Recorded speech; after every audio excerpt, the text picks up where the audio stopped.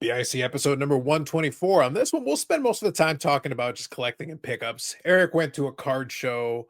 Brandon got some stuff back from CGC. I was able to pick up some items, and I got to test out one of my favorite theses. When an item doesn't come up for sale all the time, actually sells the second time in short order. It's actually kind of fun when that gets a chance to play out. So I'll explain a little bit and we'll talk about it. And we'll talk about Jackson Merrill and his philosophy on autographs. That and more on this episode of the BIC podcast.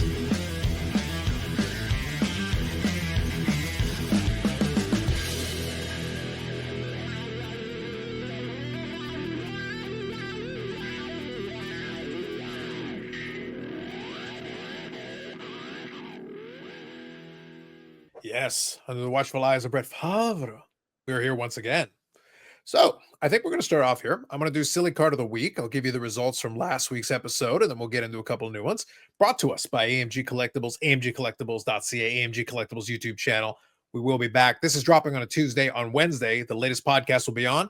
We'll actually be talking about the card show because Friday is actually Good Friday, so that will be off. But on the Saturday, there will be a card show, and then that'll be the one for this month, since the week following that will be the expo. So also a quick programming note is that next week's episode of the podcast will be live. We're doing it live. I know. Wild. It's crazy. Doing it live because that'll be a live stream on the channel. And then with if everything goes scheduling according to plan, I'll try to do some kind of a live stream during the Spring Expo. But again, TBD. We'll follow up or we'll mention it, but that'll be something to look forward to. So the next episode will be a live episode of this. And then for the AMG, we will have the card show in the middle of the month instead of the end of the month because AMG will have a booth at the Spring Expo. So more on that. We'll talk about that during the episode. So thank you to AMG for supporting the podcast and the channel. All right. So let me quickly talk about last week's results. We got some results. So 40 of you voted, so thank you for that. Always appreciate you. So I'll give you the results from top to bottom. Eric's favorite insert. I truly do not know who won, but I have this might be 3 or 4 weeks in a row if I win this. So I am, because Brandon was running. Yeah, I was on a cold streak. He was running roughshod on us for a while. So I've won the last 3 weeks. So I'm really hoping I banged out another one. So go ahead. So does it help you to know that you did not win? Here we go. So Eric's favorite insert, he went back to the well of beauty portraits a few too many times. He just did. He just went back to the well too many times because everybody knows that gimmick by this point. You keep going to the same gimmick, you're going to get caught at a certain point. So Eric was able to garner 30% of the vote, or as I like to call it, the pity votes. So he did get that. Gus, and you all need to understand the story of Gus a little bit more. I'll see if I can get the picture down the road here. Gus got 28%, so Eric and I are pretty much the same. The winner was the grill gear. The people want them some grills with 43% of the popular vote. And remember to vote might early not and have vote been often. silly, but it definitely was ridiculous. Mm-hmm. Yeah, to the point that Brandon wasn't sure it was real, but it was. That was honest. I had no clue if somebody just made a custom card or if it was a legit thing. Thank you for clarifying and looking it up because I hadn't done that, but it was ridiculous. Indeed. It was ridiculous. So you will get a community post again this week when we showcase this week's silly card options, and then feel free to vote early and vote often. It is the only true democracy in this world. So we thank you for your participation on this one. All right. So now that's going to get us to this week. Now this week, we've got some interesting candidates, and I was able to come across something very special that I will share here at the end. But we're going to start off with a fun one here. So I think this one, I believe, is yours, Brandon. So I'll start off with this one here. And as always, I do appreciate me a good Kool-Aid man. No, that one's mine. Nope, this one's yours. You're the Kool-Aid man. All right, so Eric, you are the Kool-Aid man. I am the Kool-Aid man. So this is my second Kool-Aid man entry. Some time ago, I had his Halloween card. I still can't believe there's an actual human being in this world named Kool-Aid. Okay. But clearly there is. When you put the practice helmet on, Mr. Aid, it doesn't help him. Eric, I feel that you are underplaying that this helmet is literally what you should be wearing every day of your life. Well, you have a point. However, I just want to point out, Eric, before you go too far, that is his normal head size. Yeah, I was gonna say, just to be on the safe side, just so we're clear on this, we do dysmorphia. This is normal head size. He's wearing one of the practice helmets, padding over the helmet. But if your name is Kool-Aid, you got to be careful of what pictures are taken of you throughout your life. First of all, Eric, that is not a practice helmet. You can wear that in a game should you so choose. Number one. Number two, the man is called Kool-Aid. Maybe he is smart. See, unlike you and your many concussions, he is smart. If he's going to go Kool-Aid, man, you know what everybody expects? Everybody expects him to charge the line and go, oh, yeah. Well, if you're going to do that, Eric, you need protection. Clearly. So I saw this. I was flipping through some cards at work, right? Looking for Patriots cards. I flew it by it, stopped, rewound, like, because I was moving quick, like 3 cards, had to go back, and I went, you have got to be kidding me. I believe that is not the first words that came out of your mouth. The first words were, in fact, oh, yeah. Yeah. And you charged your nearest associate. I then went, you've got to be kidding me. So I don't know what to say. I have a serious question, because there's a lot of Panini likes using these practice, pictures, especially on the rookies and stuff. What is the next iteration of accessory that we are going to get that becomes in these photos? Because there's a lot of them with the foam heads now. I'm just trying to see how far we're actually going to go. What do we get next?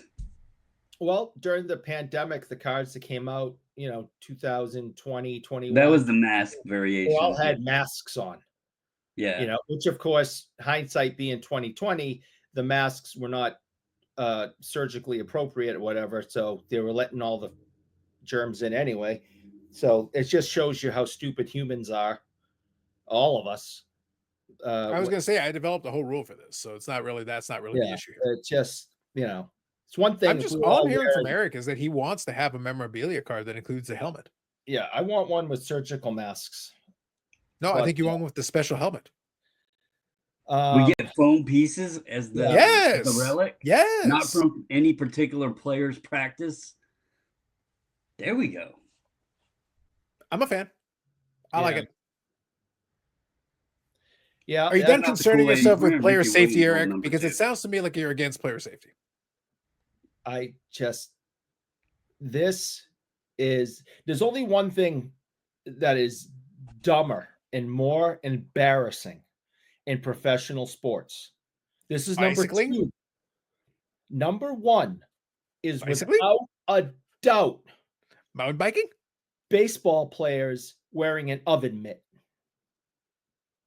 It is embarrassing.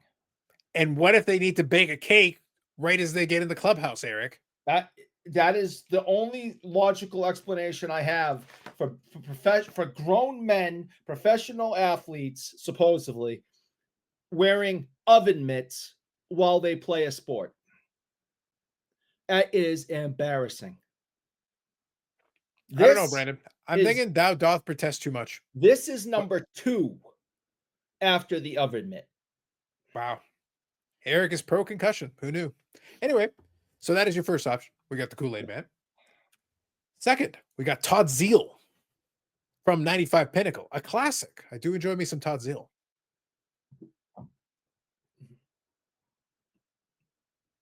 No, that's I was muted. Sorry. Yeah. I was going to say you were in awe of your own image. And that's I was finding something for Eric that I'll share in a bit.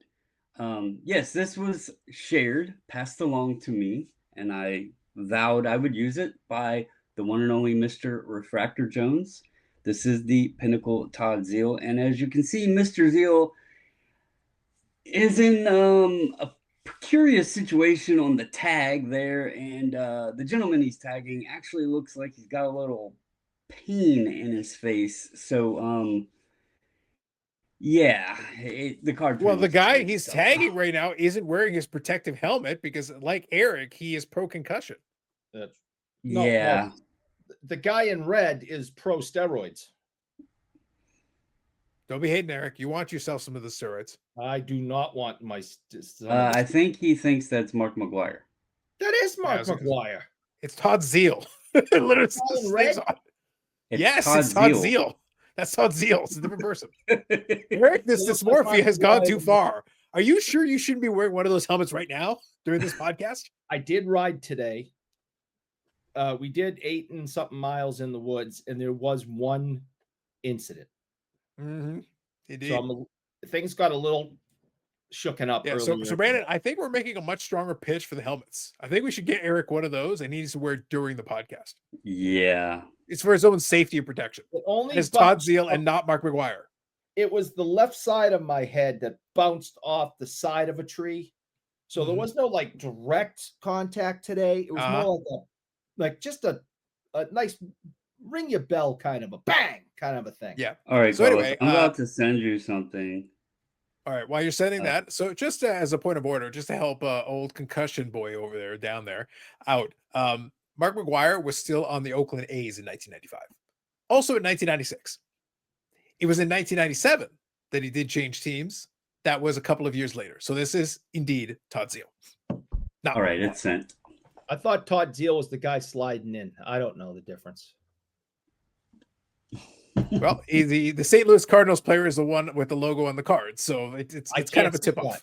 that. I'm having a hard time seeing that. And I don't know baseball. I don't know baseball. Indeed. I don't know, Brandon. That sounds like an excuse for missing the context clues. They're pretty clear cut. All right, hold on here. I see. He needs it. Oh, Does listen, that's a guarantee. I will share that. I will share that in a couple of minutes once I can share it on the screen. We found what Eric needs, and proving once again that it's all coming together. It all comes together. So anyway, Todd Zeal, that's your second option, and Eric's concussion. We're learning more. All right, last one. Eric's personal favorite friend. Oh my God, the Venn diagram. It's all coming together, people. Jesus. 2024, Topps now Tom Brady, PSA 10. But here's my favorite part. It's a Tom Brady image. He's grimacing. He's got his teeth baring, and he's got a jar in there that literally has the jankiest label that says recovery. It looks like a pickle What is jar. recovery? Eric, do you want to tell us? You're a mountain biking guy. They are the drugs. Do you want to tell us what goes in a recovery jar, Eric? What goes in the jar of recovery? Tell us more. EPO, plasma, your recycling. He's got it. He's flexing on it. He's flexing on all recovery right there.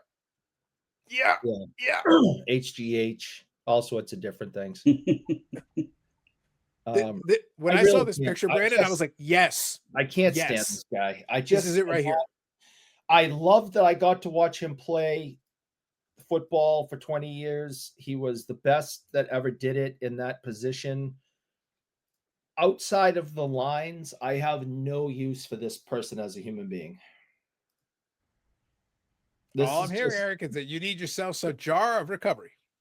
Yeah, that's nothing in there could be good or legal. Like I said, it just looks like a man getting ready to take a little bike ride out there. This tool bag isn't being tested anymore. Not that he probably was anyway, but he's not being tested. So God only knows what he's putting in his body to try to. Well, that's not a new image, Eric. That's an old image. Tom has defied aging, let's say, in recent years, but that's definitely from before. That ain't a new image. The guy's dirty. I got questions, Brandon. As soon as I saw that this might picture, even be Brandon, from the Montreal days. I was gonna say we got questions out there. A little old jar of recovery. Yep. All right. So there you go. Now you know a little jar of recovery. Nothing good in that jar. What's in the jar, Brandon? I don't know. B12. When I saw that, Brandon, I was like, yes, this is it. This is it right here. He owes There's me money. no other option. That's all I know. All right. And I am not going to stop bashing him until he pays me the money he owes me. I think you're going to have to show him a lawyer before he shows you the respect. I will.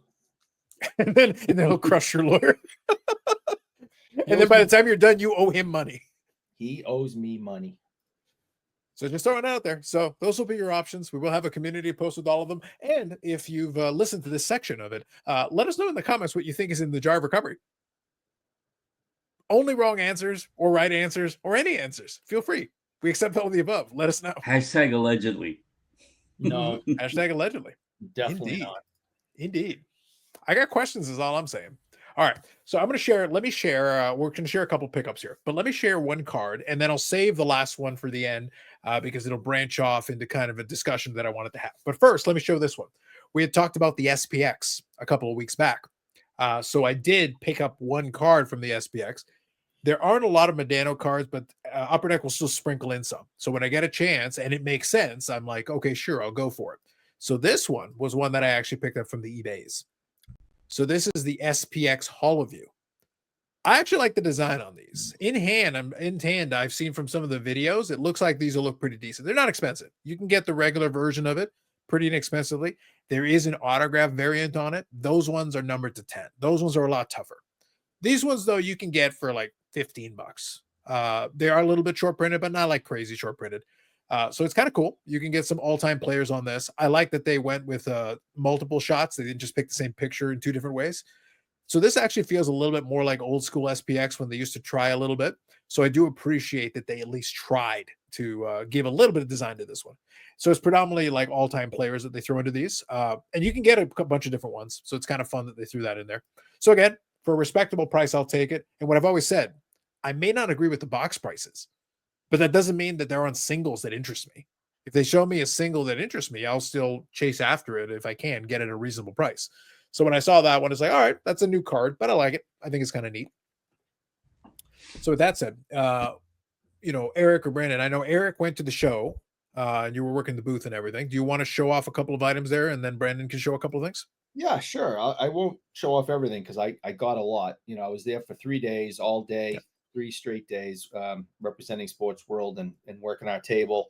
And then every once in a while, I'd get up and go for a walk. And, I know on Friday, I showed some stuff on the other show quickly.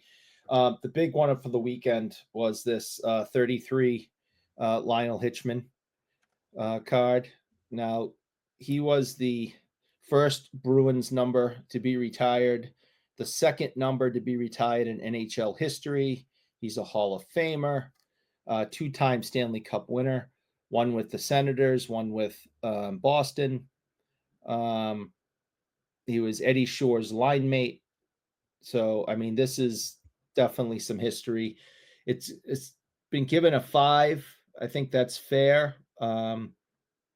But just so well centered, no creases. You have to wonder, this is what I love about vintage cards. Like, where has this card been since 1933? How did it get to me in this, excellent condition? That's what I just love about all of this. I just think this is fantastic. I found it in a box, a row box. I was flipping through stuff really fast and found it and was like, how much for this? And the guy said the words that were in my head. So I'm like, well, can't argue with that. That's what I was willing to pay. And he came down. I think he's a guy that probably puts his prices ridiculously high. And then when he gives you the lower number, it makes you feel good. So, he took like $125 off, but it was what I was going to offer him. So I was really excited about that. A little quicker, I got more of the 71 O-Pee-Chee set, including the hull in really great shape. Very, very happy with the condition this is in. And then here's the number 1 card, also in mint condition. You never know about the first and last cards of these vintage sets. So all that's O-Pee-Chee, all of it's in great shape. I picked up a Dennis Hull rookie for, that's also in great shape. And I paid, a lot less than I've been looking on eBay and stuff for. I got a Messier autograph that we talked about on Friday, or a Salming rookie, Topps 7. I got the Coca-Cola accordion Cheevers and Bernie Parent rookies on the ends. And then the other big thing was I was picking up more of these cards to add to the 65-66 set that I had. I wanted to get the Bruins team set, and I am one card away of getting that. So that was some of the bigger stuff. That was that's fun to talk about. I picked this up. Wait a minute. I must have put it away already, but I picked up the Johnny Busick of this year, but autographed for like $20. JSA. The card's in good shape. It's autographed in blue Sharpie, and the JSA certified $20. I'm like, okay. So yeah, it was a lot of fun. Good show. Busy Friday and Saturday. Sunday was a little slower. And what really disappoints me, and I got to say we were guilty of it too, because I didn't really have a say.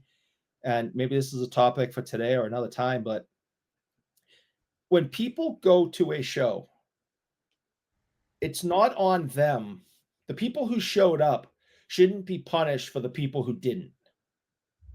And they showed up, they paid $15 to get in, and the ticket says that you're supposed to be there from 8 a.m. to 5 p.m. Now, if someone has to bring their kids around to 10 different sports and all that, and they don't get there till 2 in the afternoon, but they're still figuring they got, 3-4 hours, they could still look at the show. They shouldn't walk in and see people starting to pack up their shit at 2:30 in the afternoon. Because once the first person goes, it's slow today, I'm not making any money, I got a long drive home, and they start tearing down, someone else starts tearing down. And then it's a domino effect. And a show that's supposed to go to like 5 p.m. is the dealers are gone by 4. And I just don't think that's right. And I understand where they're coming from. They're not making any money today. Like I said, they got one guy I was talking to had to get back to Long Island. He had like a 5-hour drive. He had to take the ferry. He wanted to get, to the ferry at this time to get over to Long Island to take more time off his drive. And yeah, but you signed a contract saying you're going to be here Friday, Saturday, Sunday between this time and this time. And the people that did show up came here to look at dealers' products. And because the dealers aren't satisfied that enough people showed up or giving them enough money, they're packing up their balls and going home. And I just don't like that. I've never thought that was fair. It really bothers me when I see people packing up early.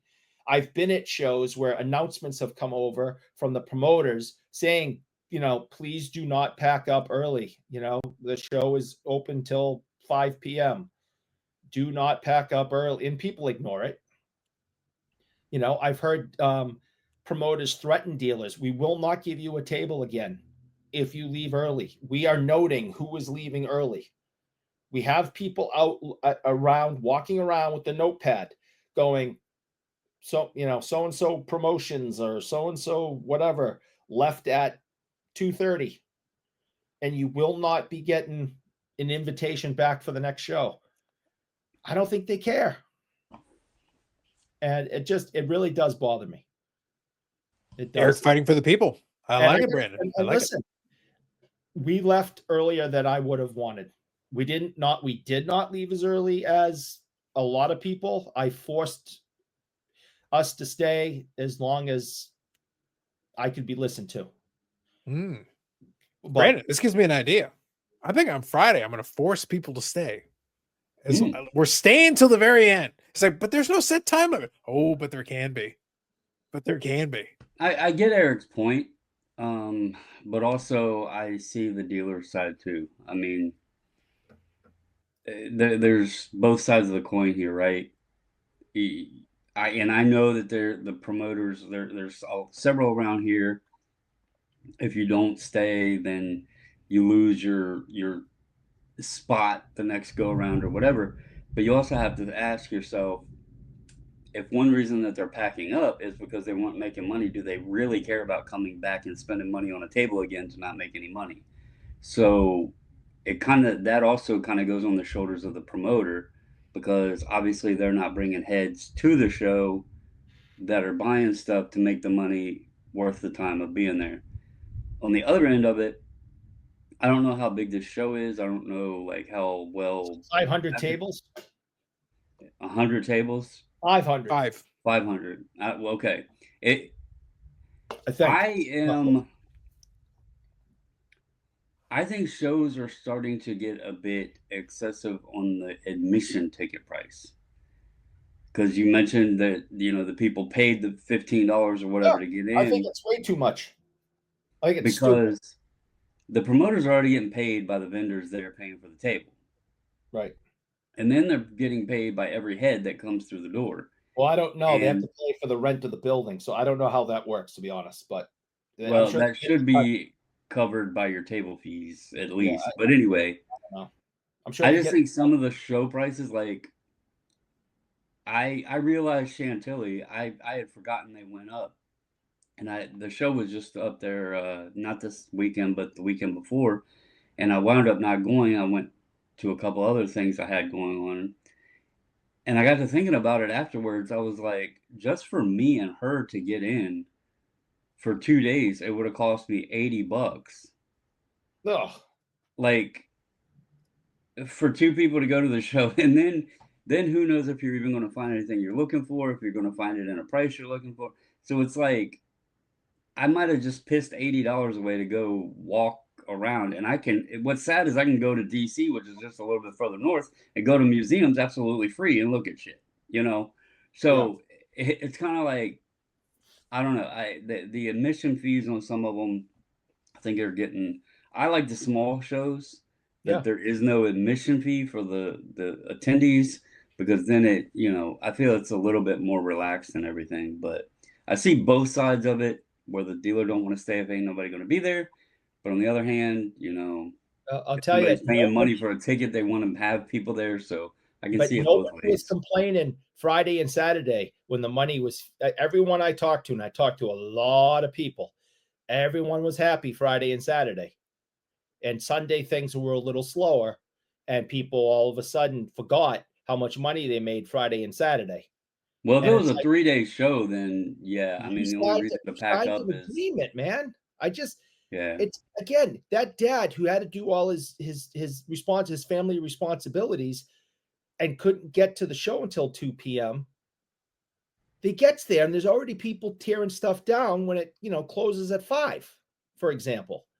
I just think I think it's wrong. I don't like it. I fought against it the best I could. And I don't know. I just if people are watching, what's your opinion? So some of the people that watch this are dealers and do shows. Others, are collectors who go to shows. Well, you look at something, you look it up on the interwebs, and it says that the show is between this time and this time. And you get there, and by the time when you get there, half the people are packed up and left. But you still had to pay whatever you had to pay to get through the door.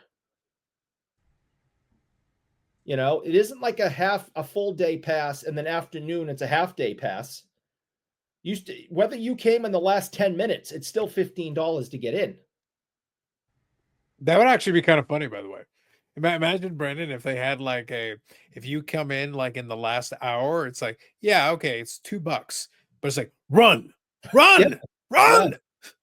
I mean, it's not much different than Fridays. You have early admission, you pay, and if you don't go to early admission, you pay less. So yeah, but the key though is the only instruction. As soon as they take your money, it's like, all right, run. Yeah, the clock is ticking. As soon as the buzzer goes off, you're done. Whatever it was, it's over. It's like you had your chance. It's basically like Twilight in if you go to a golf course, there's a Twilight rate. So if you come in if you're one of the last groups, you get a discounted rate because but you can't complain to them if you don't finish 18 holes or 9 holes or whatever it is, because hey, look, you're the one who decided to come in the last group. You're based on daylight. When daylight is done, it's done. We're taking everybody off the course. It's over. You're getting a discount, but you get what you get. You get a discount, but you get what you get. Yeah. So play fast. Play real fast. Move. So, anyways, that was just one rant for today. I'm sure I can come up with more, but that just really bothered me.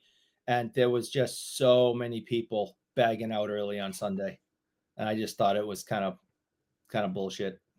I didn't like it. We'll touch on some other stuff that maybe we may have a little bit of fun with. But so Brandon, as you know, I can actually hear it a little bit, but if you guys can hear on the audio version of it as well, it's a little storm front is rolling through Brandon. Like I said, a lot of Eric's blasphemies about Kool-Aid Man, the gods are angry. Unfortunately, they're misdirected, so they're kind of in Brandon's direction. So if he goes offline during this broadcast, that's what's going on here. So we blame Eric on this. But is there anything, I know you have some news, some stuff that came in. Is there anything you'd like to quickly touch on here? Well, I'll show these first. Couple pickups that came in. We did the Obi thing last week, so I'll start with it. But on the theme, we've talked a lot about 90s inserts in hockey, and Lynchpins is one of my favorite insert sets. I actually like the blue that Upper Deck used for the hockey set. But I picked double bonus for using a good jersey for him, because I prefer that kind of old school Caps jersey for him. Right, and the black pops. And then I also got the Matty Beniers from the Lynchpin set. And then this one is, I collect Chad Johnson or Ocho Cinco, and this is one that doesn't pop up hardly ever. This is the Topps MVP promotion, and it's not going to show up on camera, but on the back it says that they did 100 of them for 100 players. So there's only 100 of these, but as you can see, it's like, a little redemption. A little redemption thing. And so the likelihood that they were either, trashed or whatever is pretty high. I think the PSA pop is like 3 on Chad Johnson. I shared the Drew Brees with Dustin because I know, he likes Brees. I think the Brees pop for PSA was like 8. So, and he's the big rookie of that set. So it gives you kind of an idea of the scarcity of it, and they don't pop up very often. And so I went ahead and snagged that. It was relatively cheap. I did get in some CGC stuff. I bought this one a long time ago, or not a long time ago, but several months ago. I love the Die Hard series, and I seen this, and it's in a 10. These are Japanese phone cards, but they have like the movie poster image on it. And I thought it was really cool. So I started hunting them out, and I found a bunch of them raw, and they are very condition sensitive because, as you know, a phone card is like plasticky material. It's not, like a regular card, and they were also intended to be used. But this one is a really rare one. I have not seen another one like this. This is the Laserdisc promo of the Die Hard series, and it got an 8, so I was pretty happy with that. And then to go along with the first Die Hard, I got the Die Hard 2 and Die Hard with a Vengeance. Those both got 8s. I have a couple other duplicates of some of them. And then I'm not going to show them all because I got a stack here, but Home Alone, another movie that I love. This one here, this version got an 8.5. I have several versions of the Home Alone ones. And then this Home Alone 2 version got a 9. Really the worst parents of all time. And then something else that SGC can't do, and I think CGC does a great job, is the really thick cards. So I had my Robles Logo Man, Bat Knob Auto. Oh, nice. And the Bat Barrel. Yep. Very nice. And then I also had, I don't know why this one got a 7, but whatever, it's PC anyway. But I got the Michael Taylor Bat Knob also done. So just, there was some other stuff that it came back, but it's just like phone cards and stuff. And they're pretty much the same thing, just different images on them. But it's just some stuff like what really got me onto these is pop culture in general. You know, we all enjoy it. There's a movie out there that someone's going to say, "Hey, that was my favorite movie," right? And when I found that Die Hard and it was in a 10, I was like, first of all, I'd never even seen these cards. Second of all, to have it in a 10, I just thought that's pretty cool. Um, but then I started diving into it, and they're, you know, like I said, they're Japanese. They're promos. I guess they would give them out when you would go to the movies or something.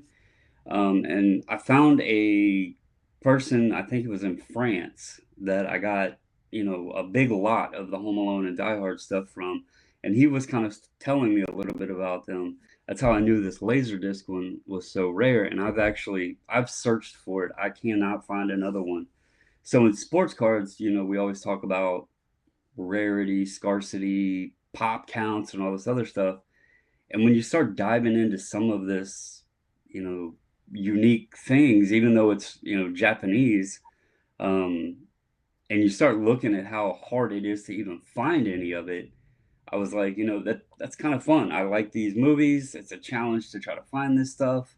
Um, I think they're neat. They're, you know, they're cards just like everything else. But yeah, so that's a little collection I've been diving into as well. So Nice. And an extra bonus also, the CGC actually grades phone cards. It's kind of a little offshoot. yeah, I actually contacted them because on the website there's something that says they I can't remember China. I think it said the Chinese phone cards can only be graded by an authorized dealer in Shanghai or something like that. And I contacted because I didn't know if they were considering these, and they can actually do these. That I guess there's certain Chinese ones that can only be done in the China branch. So that was a Mhm. little bit of useful information there. So Nice. Very nice. So I think it's always a little bit fun when you can go off the beaten path and get something a little bit more unusual, and also something you can link to something you enjoy, like a movie yeah, franchise. In those cases, stuff like that is always good. And you're 100% right also about the thick holders for the CGC. I can speak to a couple that I have in my collection. They do a pretty good job with those. On some of the yeah, thicker cards, they and actually is a good holder for that. I mean you can see that these aren't thin. You know, a bat knob isn't a thin card, and these holders are like they do it really well because it's just a solid. You know, it's not like the rigid where it like bubbles up, goes over and down and everything like the bed. It's just like the normal holder, just thicker. And they do a great job on them. All right, wait a minute. Wait a minute. Hold on. Trying to be 5% more mature here, but it's difficult. Mm. You're telling me, You do appreciate thickness. Go on. you're telling me a grading company Mm. can take an odd sized card, encapsulate it, Mm. and have it be within the same diameters of a regular 35-point card. Amazingly, One would enough, never say scandalous. Are you telling me Mm. that a grading company Mm. has the capability of putting an odd size card in a regular size holder and not a giant pizza tray? Well, look, as long as they have technology provided to them by the aliens, of course. for the hockey Because peoples, I'm y'all know how such big the net cord cards are. And yes, it's in I a was normal. under the impression that if you set your cards into certain grading companies that were not exactly 35 point and they were odd size, you in return would have to have your cards delivered back to you on a flatbed truck. There are certain ones, yes. And It's so truly I was scandalous. shocked and just in awe of that because I didn't know it was even possible because I've just heard that that's not possible by some companies and they will Well, send Eric, you let me tell you, an I can aircraft see you. carrier. I can see you getting flustered.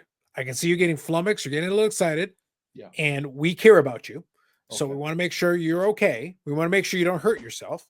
So Brandon was nice enough to point me in the direction of something that is thematically appropriate to what we talked about on this very show. And Okay. Eric, we have the technology now. Okay. We can get you a lovely bicycle helmet so you and Kool-Aid Man can be together and ride your bicycles. And check it out. See, you've actually got it at Walmart. And you, for the mere pittance of $7.18, you can get your very own. Eric, you might need this for the podcast. It's for your protection, Eric. We care about you so much. We're trying to protect you.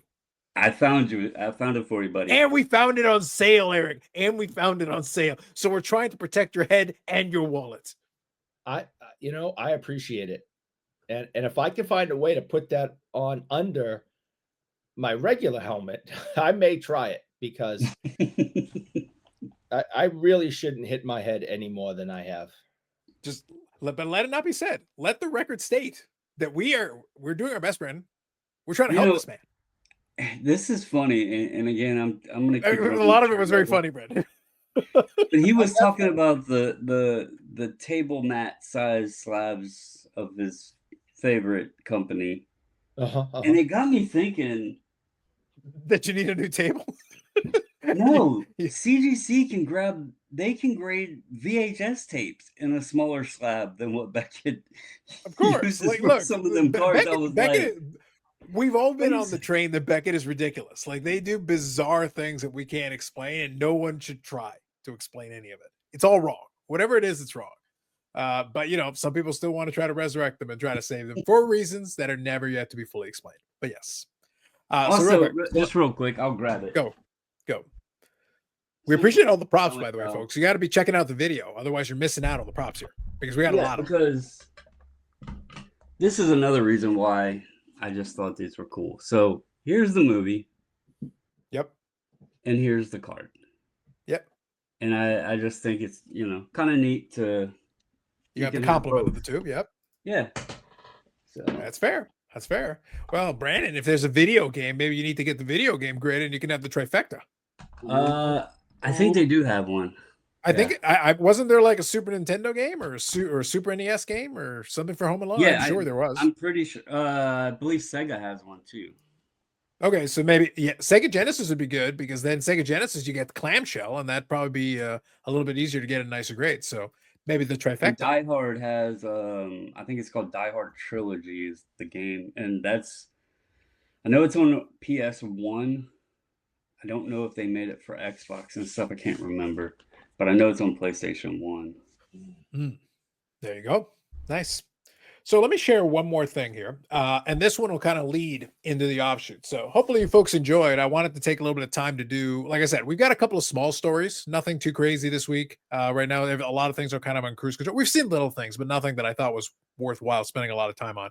But I did want to talk about this. So I kind of alluded to, either on the live stream or here, or maybe both places, I alluded to, obviously over time, I've been talking about in my Medano collection, I have my lists, and two specific lists are all my early 90s stuff and then my late 90s stuff. All the 90s overall between the two lists have been slowly whittled down over time. So at this point, the early 90s stuff, I'm down to like needing 7 cards total. Like, it's a very small list at this point. The late 90s stuff, so from about 95 or 96 through 99, 2000, I'm down to a little over 60 cards. So every time I can see something that's on that list, it's a good day, because then it's gotten tougher and tougher and tougher to find these things because they're just not cropping up anymore. So when I see something, especially something that I've set a specific saved search for, and I've got a handful left, but all these saved searches, I'll check them every day or multiple times a day sometimes, and they come up empty, and they come up empty, and they come up empty. And, every time I'm checking, and some of them I've had for years. So one of them that has been there and has come up empty for literally years at a time, for the longest time, was the Upper Deck Choice Prime Choice Reserve. Now, one thing that I've talked about on the live stream before, I hate the idea. If you're a seller, the worst thing in the world is that if you have something and you have to literally give a backstory and an explanation, it might be rare, but if you have to give a whole backstory and explanation, then it's going to be a tough sell. Just in general, it's always tough, because it's like, all right, so you're going to need to listen through a whole spiel in order for me to explain to you why. It's difficult. As a collector, whatever, you understand the backstory, but unless you're looking out for it, it falls to obscurity. But I'll give you the short version. Upper Deck Choice was something that came out in baseball. It came out in hockey. I think it came out in football. It might have come out in basketball. It might come out in all four sports, but it was really a 1 year thing. It just came out the 1 year. So for hockey, it's 98.99. It was just the one series.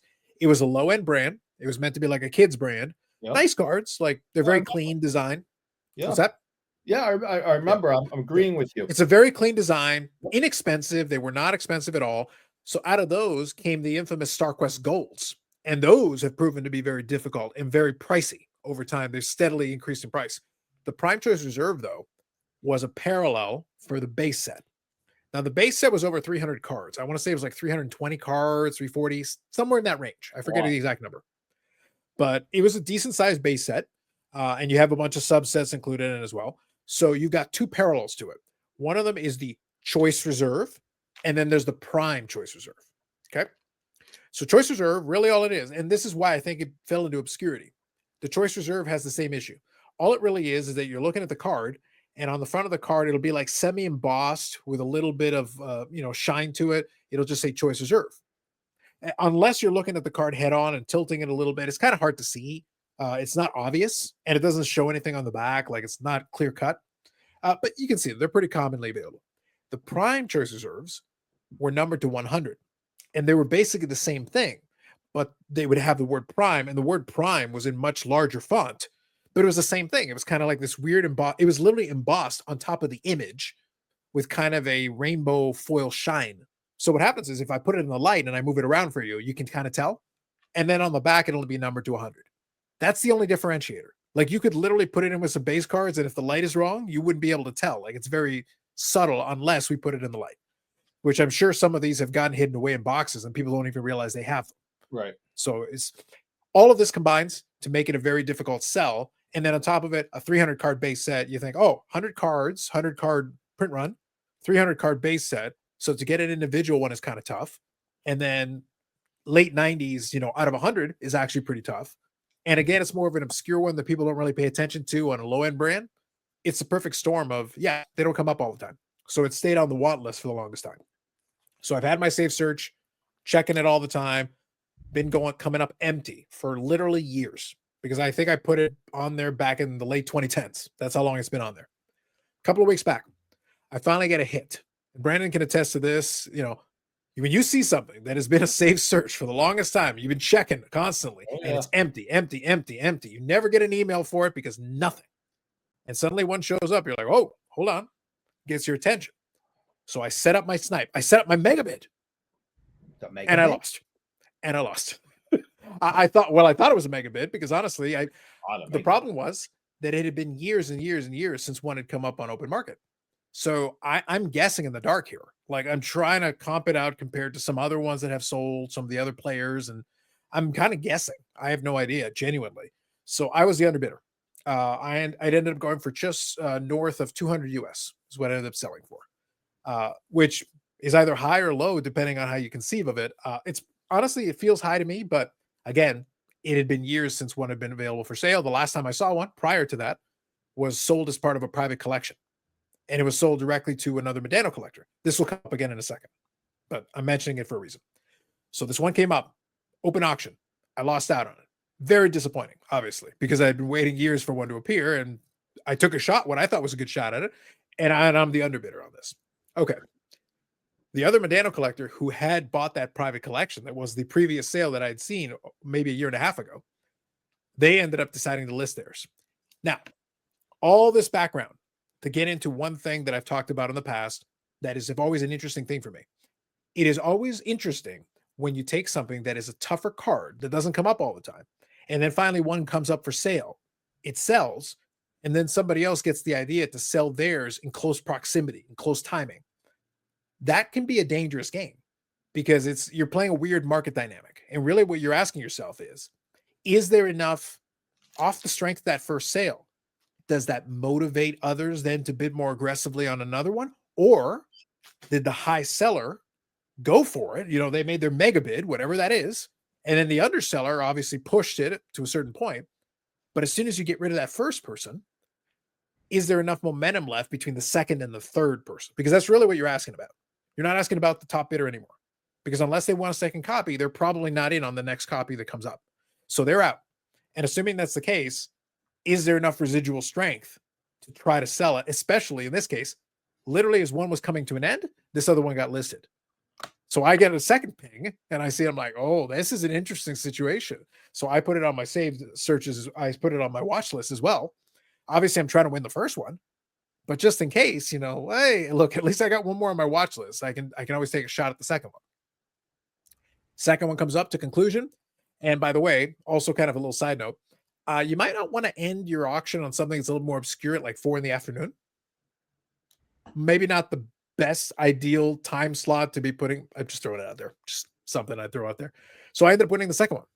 And the second one I was able to purchase for about 20% less than the first one that sold. So in this case, I wasn't the highest bidder overall. I wasn't the highest price recently. I was the second highest price recently, but the next one is years before that. So on this picture, you can kind of tell. So you can see there on the top left there, you can actually kind of see the prime. That's basically what it is. And if I put the light on it and move it around a little bit, it'll be a little more clear cut. So when I get the card in hand and I do a video, I'll be able to show it better. But the word prime is like the big thing. And then there's a choice reserve on it. But that's all it is. Like it's this weird, obscure parallel from the late 90s that has proven to be very difficult to come by, even though it's numbered out of 100. Out of a low-end kids brand that was only released one time. But that was one of the key cards that I've been wanting to chase. And for me, like I said, the big takeaway was I just thought it was interesting that I finally get to see on a more obscure item this thing play out where you have one sold for the first time in years. One appears in the open market, it sells, and then somebody tries to, I guess, capitalize on it. And it actually works in reverse, which is always kind of interesting. But it's a risk you take if you decide to not wait for a while to let kind of the dust settle on the first one. So two points I want to just touch on this. Congratulations, by the way. But you mentioned that they haven't been up in forever, and this kind of plays right back in with even though it's not, it's almost like the first to market scenario. Because it's a ghost, nobody's seen it for years, and then the first one pops up and it carried more weight. You said you won this one for maybe 20% less. Really, if you had 5 bidders, one dropped out, that could have been your 20%, So that's an interesting take on it. But something else I want to point out here that's interesting is you said there was 2 of these. Approximately how many do you think are in circulation that were pulled and everything? I think with the difficulty, if I take the difficulty that the StarQuest Golds have been out there, it would shock me if more than 20 or 30 have actually gotten out there because it's not going to be a lot. And 2 have popped up recently, and it's been, what did you say, it was like 96, I think you said? 98, 99 was the series. 98. So 27-ish years ago. Yep. And both were raw. Mm-hmm. And today, the hobby's gotten to where damn near every single thing that comes fresh out of a new product has to immediately go and get surrounded in plastic. Oh, yeah. I just wanted to point that out because this is a rarer card. Like you said, it's not from the most, expensive set or anything like that. But you said the last one sold for about $200 raw. Yeah. Mm-hmm. And the second owner could have easily said, oh man, if I send this in and get a PSA 10, I might have a $1,000 card, right? Because that's the brain thought of the modern day person. Put it in plastic, it's worth a billion times more. Right. It's just I wouldn't pay an extra $1 for it. My point wouldn't work. It's funny the approach. Yeah. Especially, and I think it's probably more seen more often in the hockey market than any other sport. But I wanted to point that out because it's also, I sent some stuff in.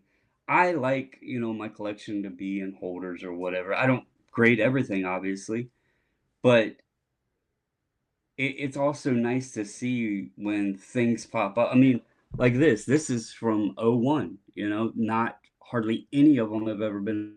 The PSA pop was 3. This seller could have easily sent it in, paid, got it slabbed, whatever, and then ask a fortune for it. So it's refreshing to see that when you go back a bit, there is still a lot of that freshness and just the not needing it to be in the slab kind of thing. So I just wanted to mention that because there was 2 of them back to back, and neither one of them were graded. Indeed. But I will say though, I wouldn't want Eric to be too disappointed in me. I think when I get it in hand, my goal, if I can achieve it, is I think I'll get it set into PSA, but then I will see if Beckett has a slab that can hold the PSA slab because I need another wall for my office. So what I can do is I can literally have it's like a wall divider, except it's just the Medano card centered in the middle. Yeah, I have a whole partition. It can give me soundproofing. It can give me, protection, a barrier. Like, Brandon, I'm seeing opportunity here. Yep. I had to wear this all weekend. And it was the proudest moment of your life. He was like, you were. That's why he didn't want to pack up and go home. He was there for Beckett. Yeah, you're just sitting there like, I never want to leave. This is the greatest moment of my life. I was forced to wear this all weekend. Yes, forced. And you're like, tattoo it onto my body. Yeah. But force. We're gonna go with that. But yes. Yeah.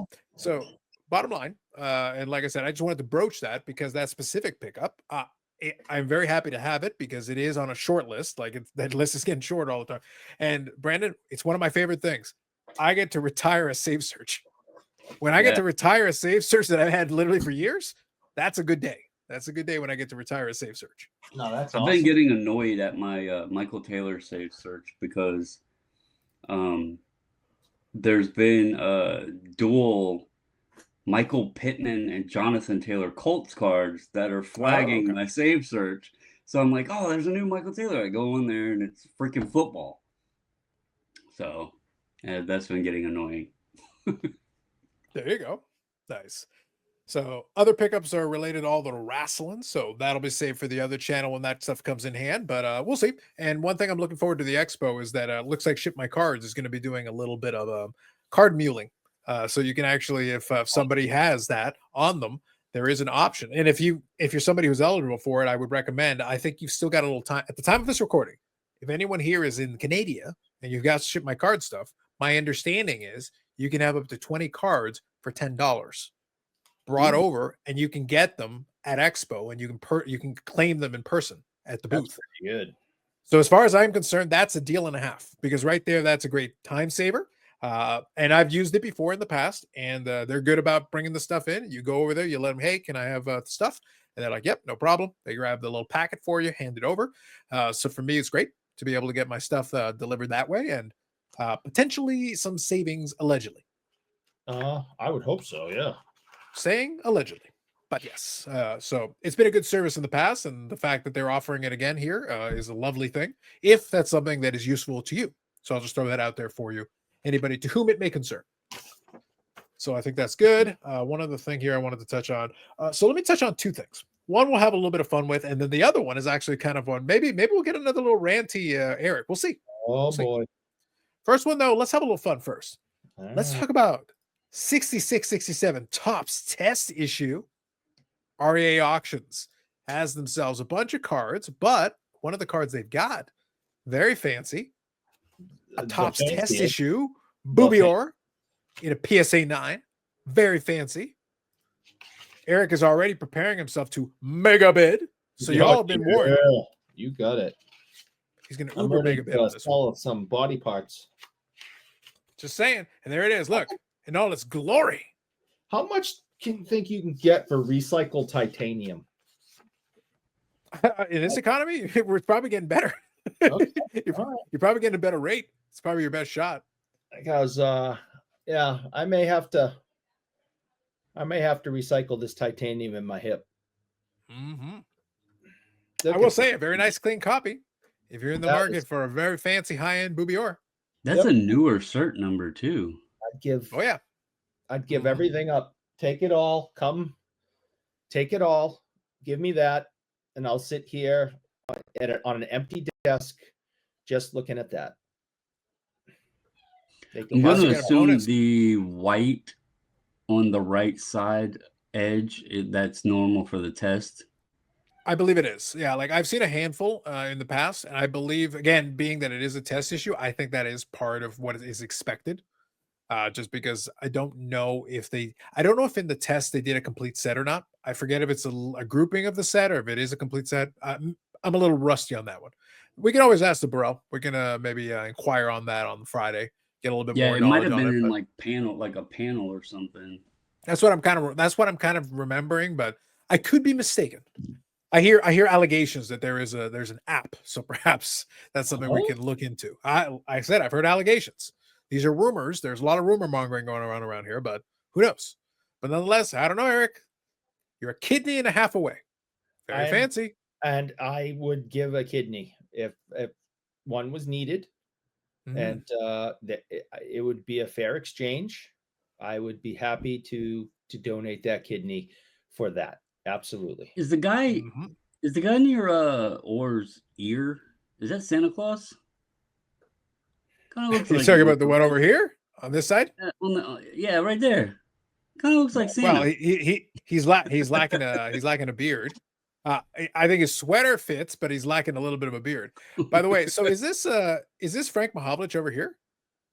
Uh, I don't think it's actually supposed to be anybody because that's just the I'm just number saying that you two. got to admit the profile looks a little bit The like him though. profile looks like him, but it's just the number two, not a 27. Yeah. And the background is Toronto versus Montreal. Yeah. Well, you know, it'd be kind of funny though, Eric. I would kind of appreciate, like, I don't think I've ever scrutinized it closely enough, but wouldn't it be hilarious if they threw some randomness in the background there? Listen, Eric, what That if there was that's a why Bobby Orr test, and what if in the back of the Bobby Orr test was Waldo? Yeah, I know, kidding, right? And it took all these years to, it took 50 plus years to 60 plus years to figure it out. Yeah. That's how rare it is. Yeah. Listen, we find out there's a Bobby Orr test Waldo. Mega, well, mega, mega, mega, mega bid. I honestly was looking in the background. That's why I was, joking that the one guy looked like Santa because I was looking at the details of the art in the background. Right. But Well, Brandon, I think though we need to find out if Waldo's there because I'm deeply concerned. What if Waldo made it there? So It could be very exciting. He was taken in the game. here's a Ron Stewart. Okay. And the background's the same. Now, there's Montreal, there's Toronto, and the same Mahovlich looking dude is back there, but Ron Stewart is kind of covering more of him. But yeah, the background's the same. We'll need to get our internet detectives on it and find out if there's some Waldo afoot. Now, quick kind of so I'm going to kind of shift gears here for a second. I did see this maybe a week or two ago, and I didn't get a chance to use it on the live because I would have loved to have done it. So, but I thought this was just kind of funny. So, are you familiar, Brandon? Are you familiar with Jackson Merrill? Padres. Yeah, so the player for the Padres. And there was an article, I want to say in the Atlantic or whatever. There was an article where they interviewed him and he was talking about something, and he was actually being asked about signing autographs. And he had a couple of kind of fun quotes that I want to read to you. What I'll do is in the description, I'll leave a link to the Reddit page where they quoted a couple, but it is based on an article. And I saw it in a couple of different places. So I think the quotes here are accurate. So regardless, so here are the quotes. Let me read them to you. So there's Jackson Merrill talking about why he has many different autographs. So I think this might be kind of interesting here. So it says, well, when you're signing a box of 3,000 cards from Topps, you don't want to sit there and have a long autograph, Merrill said. In the beginning, I was just doing a J, and then it evolved a little bit. It was just wanted things to change it on certain things, like more important items, like one-of-a-kind stuff. If I was feeling nice one day, I might do a couple more time-sensitive autographs. So that's the first quote. Here's the second quote. The second quote, though, is my favorite. It's the piece de resistance. Chef's kiss. Quote, but most of the time, dude, I love that dude was included there, but most of the time, dude, I just want to get in and get out. Merrill added. It's not that I don't care about cards and stuff. It's just like, that's not my thing, you know? If you didn't have an interest in something, you wouldn't want to do it either. That's just kind of how I do it. Jackson Merrill, friend of the collector. Eric, let me run out and PC him. Yeah. Here's my thoughts. All right. And I've said this before. I mean, here's an example. I'm going to show you guys a puck that was done recently by a 90-year-old man, a Hockey Hall of Famer. You mean, well, until you said Hockey Hall of Famer, I was going to say, so you signed a puck. Go on. Okay. A legend, not only in sport, but in culture. So now officially we've discounted you. Okay, go on. And at 90 years old, every autograph looks the same. And this is Willie O'Ree's. Okay? Everyone is done with care, concern, takes his time. Whether it is the first one or the 100th one, they all look alike. He takes his time and he cares. If a 90-year-old man who's done more for society than Jackson Merrill could do in 5 effing lifetimes can take his time and give a care about his own autograph, about his own legacy and his own fans, why can't a spoiled little brat modern day athlete who's getting paid millions of dollars, why can't he take some time and give the same care and concern that Willie O'Ree, who has, like I said, has done more than this guy will ever accomplish in history or in life? It sickens me. And when we have younger athletes come in, I'm not going to name any because we have some business relationships, and I'm not going to be on record bashing our business relationships. Hey, you shouldn't be smirch. Do not be smirch. When we have our younger athletes come into the shop and sign, I am sitting there with a big smile on my face, eating shit. It tastes like shit. It smells like shit. It feels like shit. And I sit there and I smile as they just go, And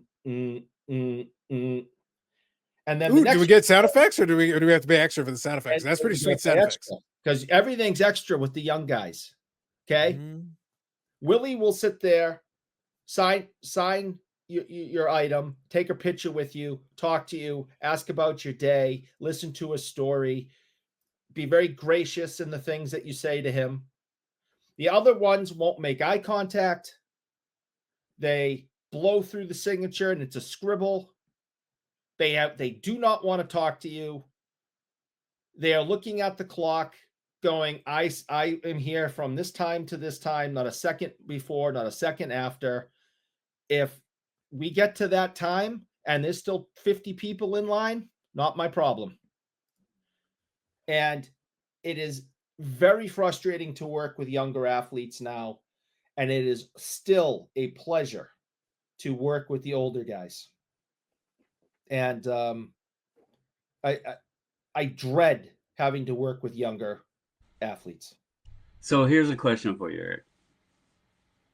Let's put yourself in the position, okay? We're gonna hypothetically put you in 2 different examples. All right.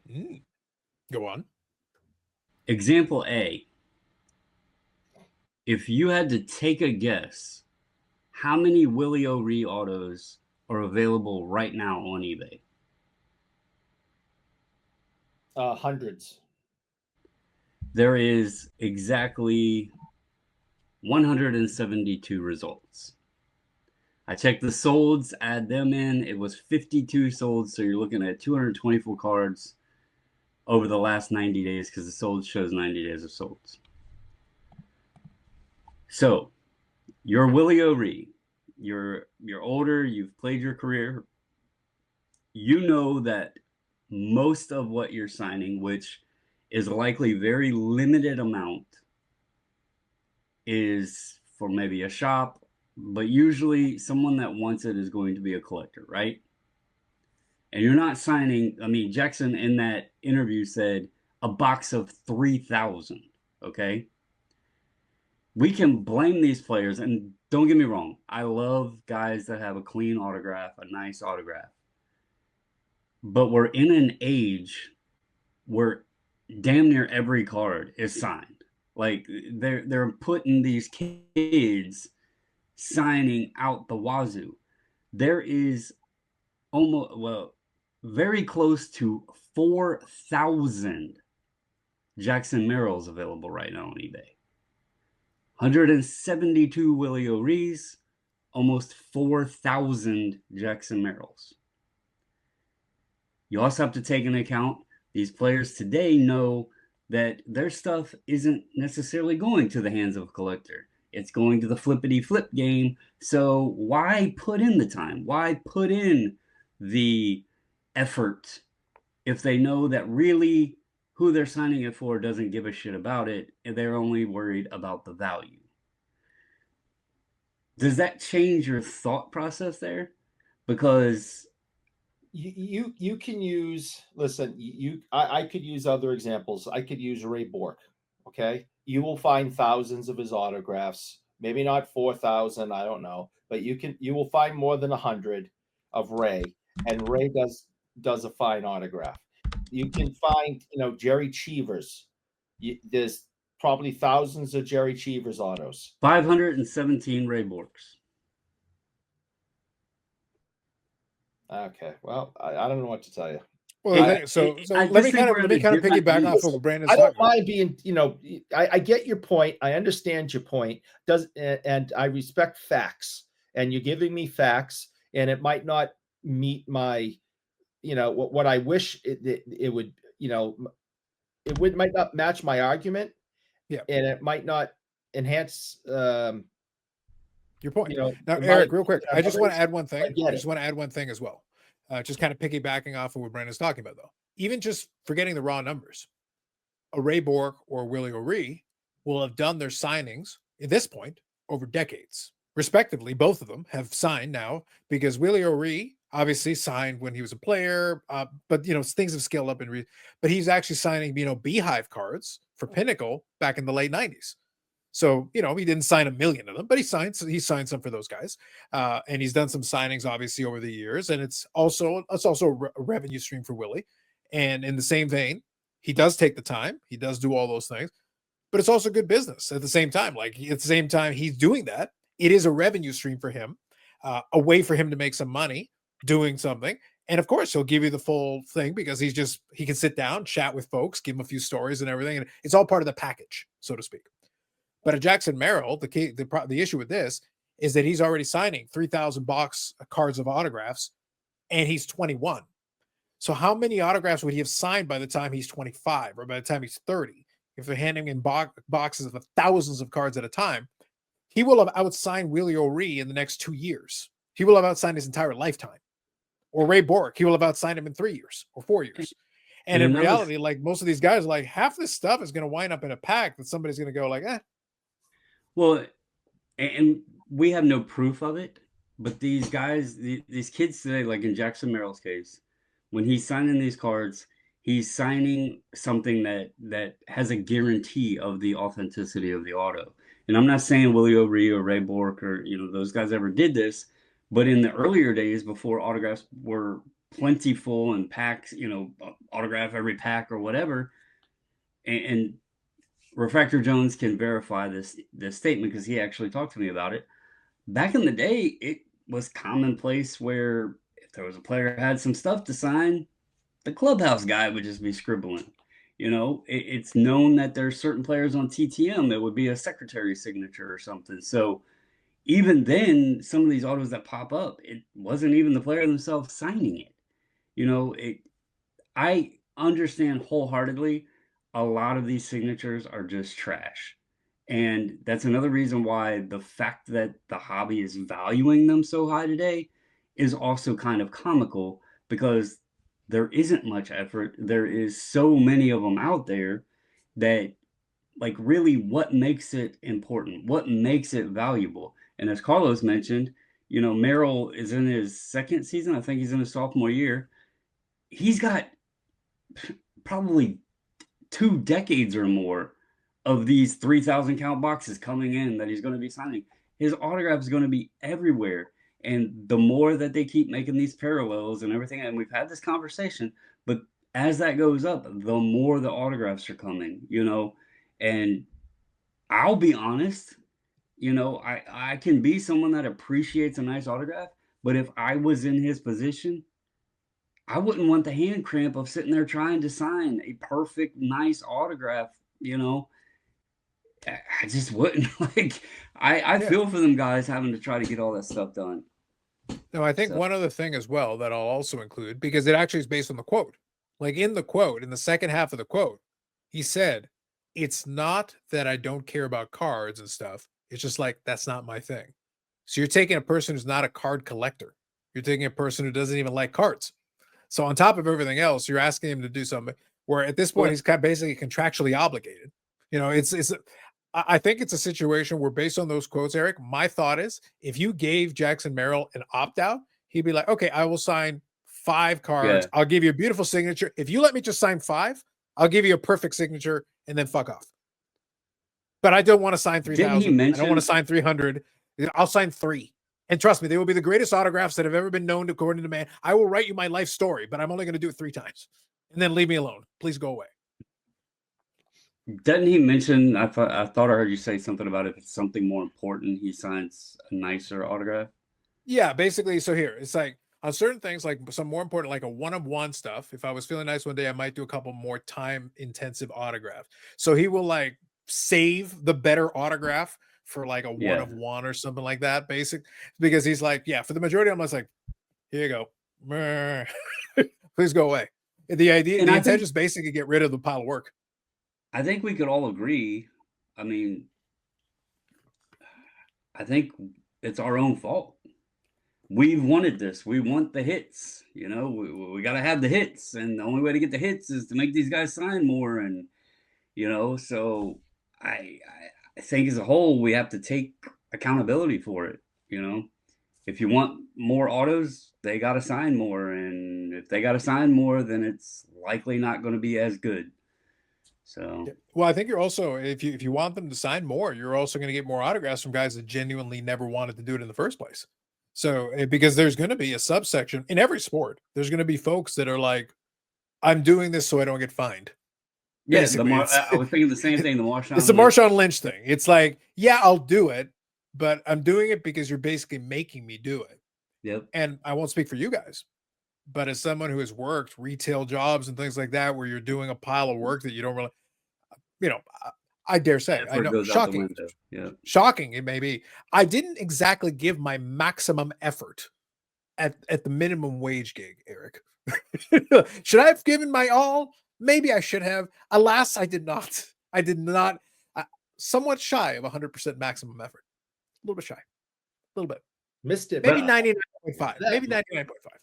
I am agreeing though, Eric. The nice autos. So I just thought it was kind of funny to have a quote. It was rare to have a quote from the person themselves, flat out admitting that, Yeah. you know what, I'm just mailing this one in, dudes. Yeah. I'm just doing what I need to do. It just frustrates me, I guess. I understand what you just said about, work and the minimum wage job and stuff. And yes, I'm a little bit older, but I'm not that much older. But I still hear I still hear my grandparents, I still hear my uncles, I still hear my dad talking about, hard days work, hard days pay, give it 100% no matter what you're doing, whether you're scrubbing toilets or, you're the head of the company, whatever. You give it 100%, you earn what you make what you earn, that whole thing, self-respect, pride in your work. That's the way I do things. That's the way I was taught. That's the way I was brought up. Now I understand. Maybe I'm the last generation, you know? Brandon, is this the problem? Is it the Carlos? I remember Carlos Senior. It's giving me excuses to slack off. Like you could well, just do this. It's like here's how you can get by it a little bit. Eric, listen, Carlos Senior. I know is a young buck compared to you. He's a youngin. But Carlos Senior is a sneaky guy getting out of work. but let's not also forget, because we've had this discussion before too. We can sit and criticize a guy like Jackson Merrill, who is admitting, which props to him for admitting, but we can criticize their autographs, right? And we can say, oh, it's a crap, they put no effort into it, yada, yada. But then at the same token, we talk about the manufacturers and the quality of the cards and everything else. So by To be fair, Eric, Ooh, To be fair. that was a good one. That why was a good should the one, guys but put effort if the companies themselves aren't putting effort? hashtag effort. Mm. It's an interesting one. That's the reason Thou why I shalt thought not it was effort. thou shall not effort. Look, like I said, like I understood Eric's point, but I just thought it was very amusing since you brought up, your dad and your grandfather and everything. It's like, let me think. Jorge Alcacer, what was that guy doing? That slacking bastard. Man, Brandon, I got this all wrong. I got the wrong messages. I was being the wrong messages were delivered on down This from actually young is generations, from generations past. A slacker becomes a slacker, and then of course I put in maximum effort. this reminded me of when Juan Soto was in the minor leagues and he started becoming a little bit popular. People seeing the potential that was there, the talent that was there, and so at minor league games, great place to get autographs from the ball players. But he was having so many people wanting his that he just went to a JS. And Juan has a pretty nice auto, but he went to just a JS. I never thought, but I probably should have picked one up at some point because there is a hell of, even though it's not his like normal auto, there's a hell of a lot less of those out there. So it's kind of a unique piece in a sense. So I might have to go back hunting for one of them. Yeah, I just thought it was kind of an interesting. I like the fact that we actually had a quote this time. Yeah, I'll come to you, Eric, in just a second. But I just like the fact that we had a quote this time. I'll give him credit. It takes balls to actually say it out loud. The quiet part he said out loud on the record, which can be dangerous because obviously it can be used against you. A lot of people will look a little side eye that you did that. But a lot of players are doing it. They just don't say it. Go ahead, Eric. I honestly would be okay, and I am okay with current players shortening their names, initials. All right. But even if you're going to do that, can you at least do that neatly? So if your initials are JS and that's all you're putting down, can you make the J look like a J and an S look like an S? And then put Oh, your it did. It did. No, but I'm saying in general, okay? I'm thinking of one person in particular that I've worked with that just puts his initials, and I'm telling you, you wouldn't be able to guess what the initials are. It's I that am. I was just gonna say I'm scrolling through Merrill's autos. He's not lying. There is a lot of variants. It's like what he feels like that day. Like Yeah, they're all that over that the was kind of why the question place. came up. That was specifically They're why. all over. the Conor McGregor video is the most disgusting thing I've ever seen in this hobby, and I think more and more athletes are doing that.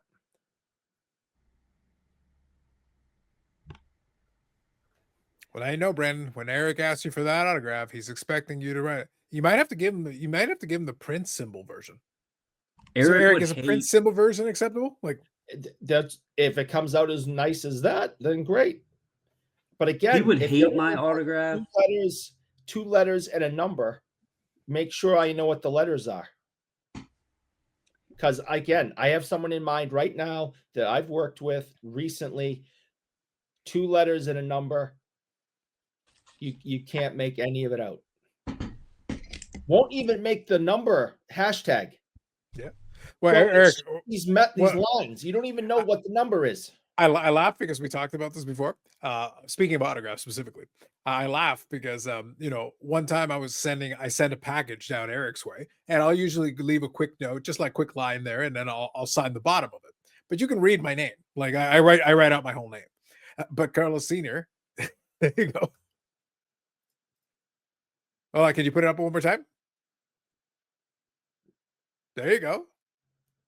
That's fine. Put a hashtag and a number next to it. That's fine. Yeah. I'll accept that. I So know it what was the funny. letters are. It was funny though because like I said, I write out my whole name, and Carlos Senior has the same name as me. So when we're signing, we're technically both signing the exact same name. But mine is, like I said, I write out the full name, but Carlos Senior is a C and a squiggle. Now he can replicate that squiggle a million straight times. Like he can keep even in his 70s, he can keep that C squiggle clean if he wants to. Like he can just go boom and do it. But it's a C and a squiggle. It has been a C and squiggle my entire life. It has never changed. But that's why I just laugh. It's like there's a C squiggle. He's got this down. He was ahead of the youths, Eric. The youths are learning the ways. Mine is first initial, middle initial, last name. 4 letters in the last name. That's what it's been for 30 years. First initial, middle initial, Wade. That's it. But what is your name and your signature like when George Washington is president? After a particular egregious concussion, what name are you signing? Well, when George Washington was president, I was, oh God, how old was I then? I thought I was like 26, I think, when he was president. Yeah. And we had the quills and the ink, and calligraphy. I think calligraphy should make a comeback. So Brandon, the problem is we don't have enough calligraphy. Yeah. If we had some calligraphy, those would make for some nice signatures. That's how you get the really fancy ones. And by the way, jokes aside, during that conversation, we're talking. The reason I mentioned the thing about Carlos Sr. and we literally do have the same name, and 2 completely different approaches to writing the same name. We each took our own path to doing that. I did it though because I was in one of the last generations that actually did writing in script. So because I'm actually writing all the letters out, that's the way I used to do it. Because in school we were still taught how to do it, writing in script. It's gone now. So even the kids today, at this point, I'm surprised when we get something more than an X. They're typing. They're not writing it. It's like, what is this instrument that you gave me? What am I supposed to do with it? Right. Wait, so you're saying there's like a button? So I do that, and then what happens? Yeah, right. How do the letters appear on the screen on the paper, Eric? I make my thumbs make the. I can't make the work. Eric, he mentioned that you've signed for 30 years or whatever the same way. My name, it's not like there's people out there with longer names, but when you have a 7-letter first name and 7-letter last name, and you're like, writing it all out, I started doing it that way, and it looked like I was just writing my name in cursive. It didn't look like a signature. Right. And so something else, if there's younger generations that listen to this podcast, they won't know what the hell I'm talking about. But when I became a teenager and I opened up my first checking account and I was paying for things by writing those paper checks to pay, at stores and stuff, I decided that I was going to change it up into something that was, condensed. And you're right. You can tell there's a B and an E, and then the little squiggle at the end is the S at the end.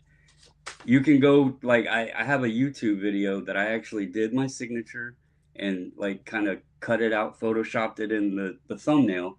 You'll look, it's the same way. So I've done mine that way, but that started in my teenage years, back when I got a checkbook and all that stuff. And even though I wish, the entire hobby would just let me be in charge and say what's acceptable and what isn't. I've yet to be. Eric, for the last time, we're not letting Beckett dominate all our lives. We're not letting it happen. It's not happening. I have no problem with that. If you were a professional athlete or an actor or whatever, and you signed your name that way and with a hashtag number next to it or whatever, I'd be fine because I know what the letters are. Yeah. It looks like it says something. And you took a second. When you Conor McGregor the thing, I want to just scream. And I just don't think it's right. And I think, so maybe it's our fault. Maybe it's the industry's fault. Stop sending these guys 3,000 things to sign at once. I couldn't sit there and do it. Say, listen, I go the other. I'll take it a step further, Brandon. I would actively fight it. If I was in their position, I'd be like, yeah, I will sign 100. No more, no less. 100. It's like, oh, for it, no, for it, all of it. I don't care how many sets it is. Like, that is your problem, sir. I will sign 100. You put 100 in front of me. I will sign 100, and then I am leaving. Have a good day. And you know, something that would make these things more valuable, more rare, you know, everything. And you know, I think that would be good for the hobby, the way it was back in the 90s when they first started popping up. You know, now it's like you got jersey cards and autograph cards in every friggin' pack, and people throw them in the dollar bin because they're garbage. Well, there was a time where they were not garbage. They were huge hits. And even if it was a third line defenseman, it was like, oh my God, I got an autograph. You know, we got to get back to that. It's become too common for it to exist. The irony, though, Eric, in this, and I experienced this because when I got those boxes of AEW, the most recent product, I opened the boxes on my wrestling channel. So I actually, and by the way, it's followed through with what I said before. It wasn't crazy, but both of those box breaks actually did it pretty okay. A couple of 100 views for each, so pretty good, all things considered. But I had some folks in the comments section, you know, if someone said, hey, congratulations, you know, nice box, whatever, usual kind of thing. Great. Awesome. Appreciate it. But a couple of different comments on both videos said the exact same thing. They said, oh, it's like, oh, I like some of the cards this year and whatever. It looks like they've improved some things about it. Like, I'm just summarizing, but basically that's what they were getting at. But they said, it's like, oh, but it's about time. Upper Deck needs to make the autographs one per box. Because on Flagship, what Upper Deck has been doing with the AEW is that the autographs have actually been getting steadily more difficult. At the very beginning, the autographs were 1 in 3 or 1 in 4 boxes, or whatever it was. They weren't one per box, but they were 1 in 3 or 1 in 4 boxes. So you'd get approximately 3 to 4 to a case, pretty standard. Yeah. With the odds now, they're about 1 per case. So they've actually gotten harder, not easier, harder. And then in the hockey side, they've virtually eliminated autographs entirely, and they virtually eliminated game memorabilia as well. So they're kind of out of it. So kind of going to what Eric's talking about. And what's the first thing that everybody says? Oh, this box should be like $10 if you're not going to put an autograph in it. So the $5 autograph apparently is necessary to justify the box being worth more than 10 or $15. Otherwise, the box is worthless. All of the stuff inside of it is junk. And what's the point if there's no hit? So the irony of what Eric is saying is that we can't put the toothpaste back in the tube because you've now gotten the people used to it. So they would rather get a $5 autograph in the box to justify that being a hit rather than the autograph being tougher. And maybe the autograph would be worth more because you'd have less autographs and you'd be a little choosier about it. But if you don't put it in there, then the box is worthless because the rest of it's junk and we don't care about it. How can we reconcile that? There's a gulf here. There's a gap. I literally have people saying, yeah, the stuff inside the box is okay, but where's the hit? Because there's no autograph in it. And on the other side of it, Eric's trying to say like, well, if we made the autographs tougher, it would be worth more. Well, it would, but then you'd have a bunch more people complaining that, oh, but there's nothing in these boxes. They're junk. Why are you giving me junk? It's a tough. I don't envy the manufacturers. I wouldn't want to be in their shoes because whatever you say is the wrong answer. If you got every single, I don't know, help me with the maths, right? We'll pick hockey because that's, you know, what I like. You get every single player in the NHL to sign, you know, Upper Deck gets every single player in the NHL to sign 100 cards. And those are randomly inserted, you know, and one in every single box. Shouldn't they have enough? Depends on how many boxes they made. You know, if you talk about Flagship, it's not even close to enough. If you did that, like, and you did Flagship, so for example, Series 1, Series 2, with the amount of boxes they make, again, we're guesstimating. We don't know what the real number of boxes they make is. But if we guesstimate it, so if you take, I don't know, what do you got, 600-700 players in the NHL? Something like that? Is it in that range or a little more? I can't even remember anymore. Yeah, I don't know. Let me use the Google machine. I figured it, you know, or the NFL. Jesus Christ, there's like 50-something guys on a team. Okay, I was actually pretty close. There are approximately between 840 and 890 active players in the NHL. All right, let's go with it. Let's round up and make it 900, just to make math easier for the maths. If you do 100, basically what you're looking at, so 100, you're talking about 90,000 autographs. that probably doesn't. That probably gets you. I think there's hundreds of thousands of boxes made just of Series 1 because there's probably tens of thousands of cases, and there's 12 boxes in a And case. the So other that makes problem autograph one. then, Go ahead. well, the other problem with that is you're talking about every single player in the NHL. So then you're getting a large quantity of it. People are going to pull it and be like, I don't even know who the hell this person is. Well, that's assuming you even get them all back. I think there's a good chunk of the Right. players who you're But not going to be able to wrangle. And by the way, Eric, in order to accomplish it, you're going to have some upper deck representatives chase a few of them to make sure they get the autograph in there. So I'm also going to increase the box price, and you're still not getting one per box. That won't be enough to hit 90,000 yeah, boxes is not enough. the hobby's in a damned if you do, damned if you don't situation. I mean, even rewind back to earlier in the episode when I mentioned the cold grading thing. You're talking about a rare card. 2 of them pop up in a short period of time. 20 plus years old in existence, fresh, no plastic around them. But today, that card would be off to grading immediately. I mean, we're seeing the numbers and how they're rising and stuff. So and that was a period where the autographs weren't, everywhere. They would be in some products here or there, tough hits. In 98, you would have some, but where we're at today, like,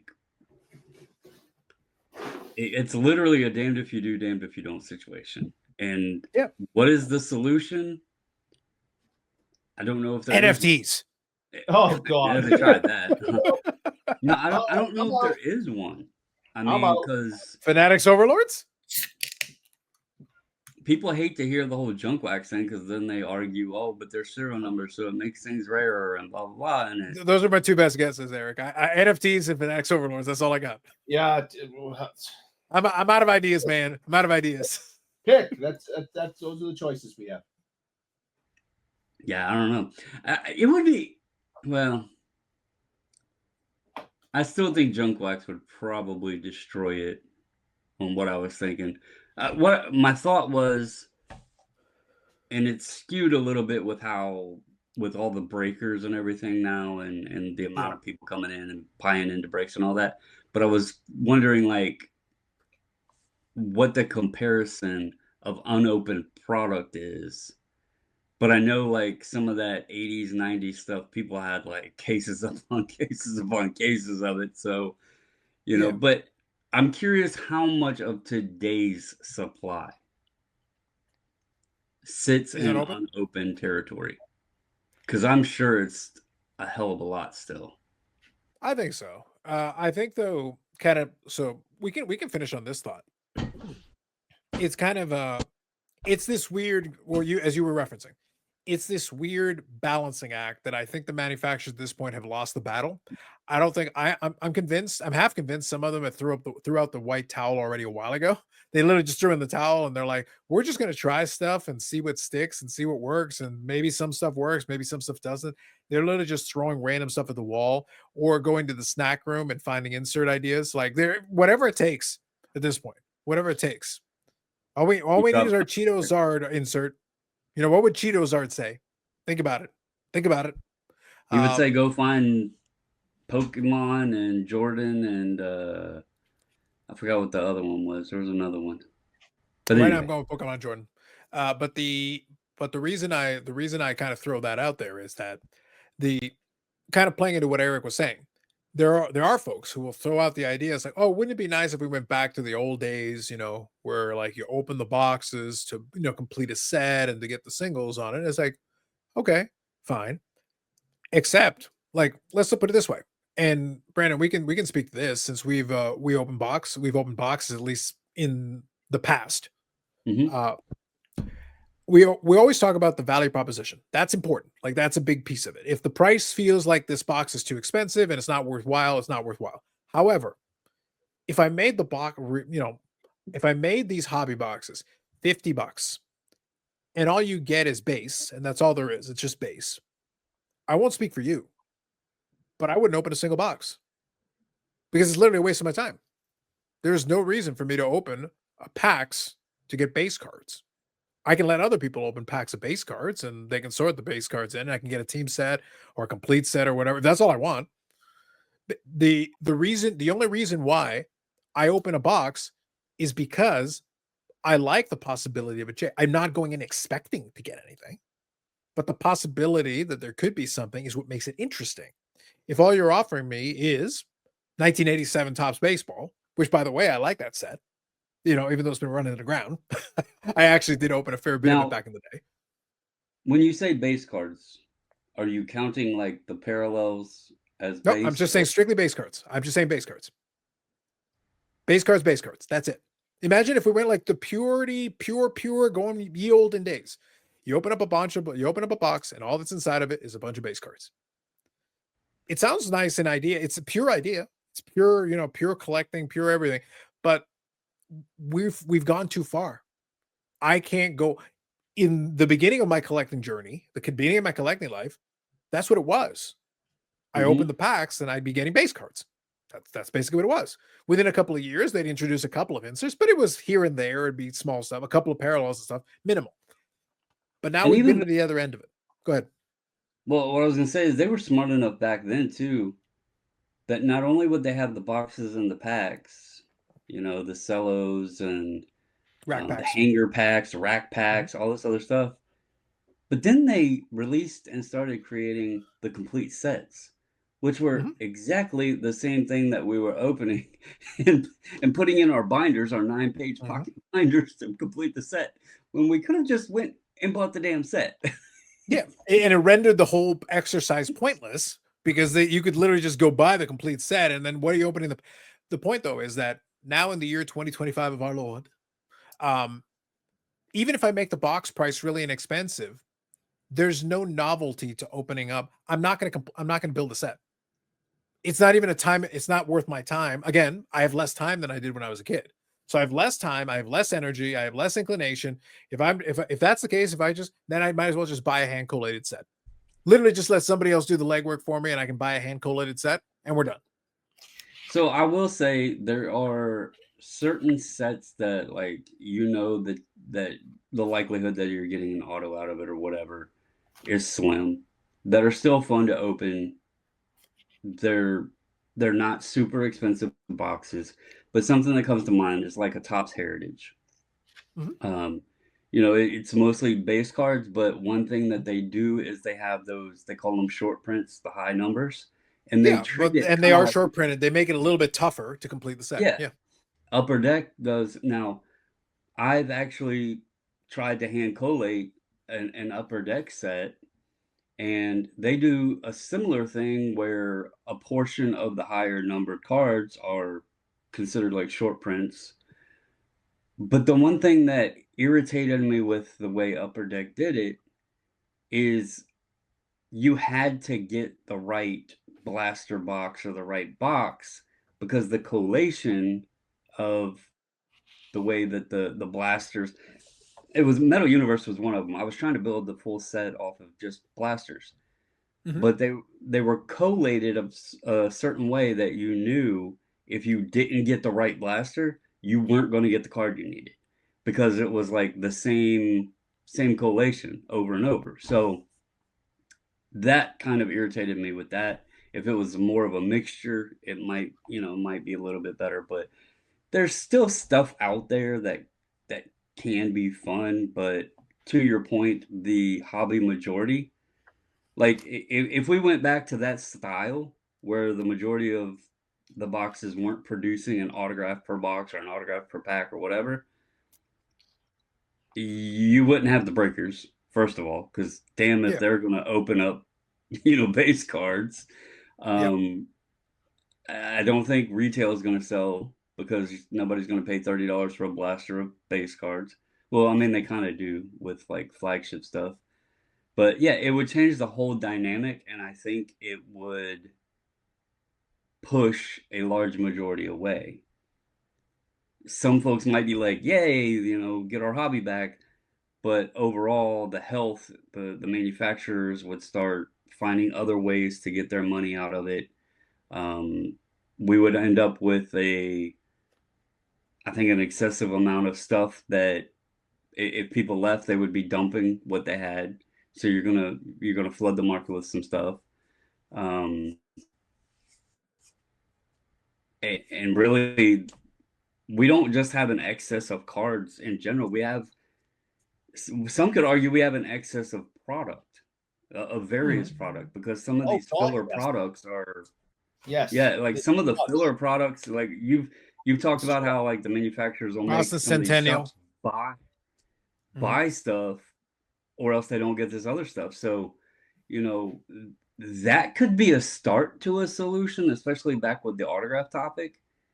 Mhm. If we cut out some of the unnecessary, the less popular stuff, and not release 4 different new products each week, because that's what it feels like sometimes, that would slim down the amount that these athletes have to sign, and maybe it would boost up some of the better products, I guess, because you're not Sure. flooding the market everywhere. So, Sure. but again, No, it's I a think damn if though, you do, damn if you don't situation. So, I think though you touched on one key thing though. I gave you the ultimate extreme where I just pushed it all the way to all base. You talked about flagship. Well, the Young Guns are slightly short printed. They're not super short mm-hmm. printed, but there's 6 in a box. There's a 50 card checklist in each series. So 50 in series 1, 50 in series 2. You're getting 6 to a box. Assuming perfect correlation, about 9 boxes and change, you would get a full Young Gun set. Again, with perfect correlation. If you don't get a bunch of duplicates, you at least have a chance within a certain amount of boxes to be able to get that. And then your regular base, you should have a complete set of that. But again, it's slightly short print. The examples that you use on some of those other ones, also, it's a slight short print. And you talked about heritage. Well, again, you got some slight short print in there if you want to build the set, great. But to your point, even though it's longer odds, it is still possible to pull an autograph. It's not guaranteed, but it's still possible. You could open a box and, hey, you pulled a real one's autograph. Congratulations. It was a tougher pull, but you still were able to get it. The point, though, Brandon, in that case, though, is that there is still a chase. If you wish to build a set, there is an avenue to do that. Couple of short prints just to keep you from finishing it in 4 seconds. Because again, if it's all base and I can finish a base set in 3 or 4 hobby boxes, then what the hell's the point of opening more than that? Because you already finished your set, right? We're done. At least if you make it put a little bit of friction in there, it gives you a reason to open some more boxes. And again, if once in a blue moon you get a decent hit, well, congratulations. You're not sitting there opening box after box expecting a hit, but once in a while, hey, you hit one. Congratulations. Good job. Yeah, I mean, the point I think that everybody just needs to accept and understand is the boxes aren't intended for you to make your money back or profit. And the odds aren't in your favor. And I mean, you either have to understand, accept it, and stop opening it, or continue opening and tell yourself that you're having fun, playing the lottery where the odds are against you. I mean, because that's essentially what you're doing. We get odds on packs. I would love to see odds on chance of even or profiting off of boxes. I would love to see that, because that would be an interesting one, but I don't think there's any way to actually come up with those odds, because the market is dictated by the consumer, not by the manufacturer. But yeah, there is no solution.